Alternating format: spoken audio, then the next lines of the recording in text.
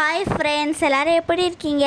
கன்னியாகுமரி ஊரில் இருக்கிற வடிவழகி அம்மன் கோயிலுக்கு போயிருந்தோம். எங்கள் பாட்டி அம்மனை பற்றி எனக்கு சொன்னதை நான் உங்களோட ஷேர் பண்ணிக்கிறேன். கடலூர் மாவட்டம் மன்னார்குடி அருகில் உள்ள கன்னியாகுமரி கிராமத்தில் வடிவழகி அம்மன் கோவில் உள்ளது.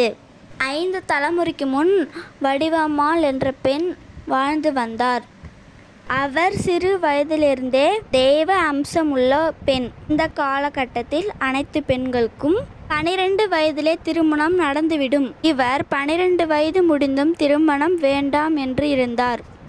இவருக்கு 16 வயது ஆகும்போது அம்மை நோய் வந்து இறந்துவிட்டார்.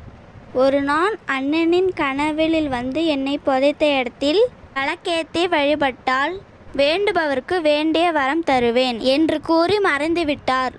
மக்கள் அனைவரும் அந்த கோயிலுக்கு வந்து விளக்கேற்றி வழிபட்டால் திருமணம் ஆகாதவருக்கு திருமணம் ஆகும், குழந்தை இல்லாதவருக்கு குழந்தை பாக்கியம் கிடைக்கும். அந்த கோவிலில் அபிஷேகம் செய்யும் அந்த பாலை அம்மன் நோய் வந்தவர்களுக்கு கொடுத்தால் அம்மை நோய் தீரும்.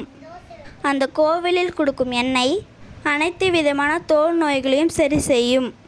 மக்கள் அனைவரும் வேண்டியது நடந்துவிட்டால் மண்ணால் செய்த பொம்மையை காணிக்கையாக செலுத்துவார். மக்கள் அனைவரும் கோயிலுக்கு வந்து பிரசாதம் செஞ்சு சாமிக்கு படைப்பாங்க.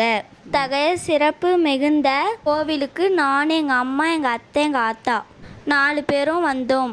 எங்கள் குடும்பத்தோடு சேர்த்து இன்னும் 20 பேரும் வேனில் வந்தோம். எங்கள் ஊர்லேருந்து 6 மணிக்கு கிளம்பி நைட்டு 8 மணிக்கு கோயிலுக்கு வந்து சேர்ந்தோம்.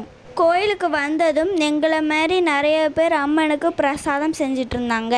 வழியாக தேடி எங்களுக்கான இடத்த கண்டுபிடிச்சோம். நாங்கள் எடுத்துகிட்டு வந்த சாப்பாடை சாப்பிட்டுட்டு உருண்டை செய்ய ஆரம்பிச்சிட்டோம். எங்கள் பாட்டி அடுப்பை பற்ற வச்சு உருண்டை செய்ய ஆரம்பித்தாங்க. அரிசி மாவில் ஏலக்காய், எள்ளு, தேங்காய் துருவல் 3 கலந்து வச்சுக்கிட்டாங்க.